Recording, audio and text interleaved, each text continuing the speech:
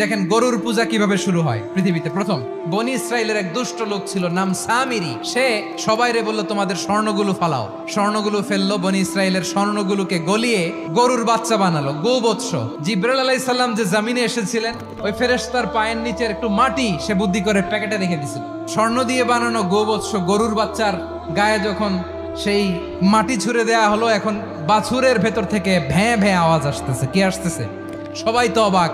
সামিরি বলে, আরে তোমরা যে 70 জন দিয়ে মুসা আলাইহিস সালাম রে পাঠাইছো ওইদিকে, এত ঘুরতেছে, আল্লাহরে খুঁজে পায় না, আল্লাহ তো এটার ভিতরে ঢুকছে। নাউজুবিল্লাহ, এটার ভিতরে সেজদা দাও। এই সেজদা দিয়ে গেল। হারুন আলাইহিস সালাম তাদেরকে বুঝালেন, শিরক করো না, আল্লাহরে ভয় করো।